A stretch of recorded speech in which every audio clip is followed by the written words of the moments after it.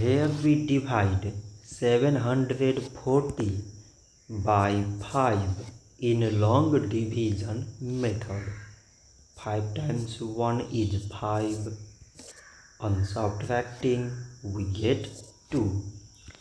So now we put down this 4 and it is 24. 5 times 4 is 20. On subtracting we get 4. So again we put down this 0 and it is 40. 5 times 8 is 40. On subtracting we get 0.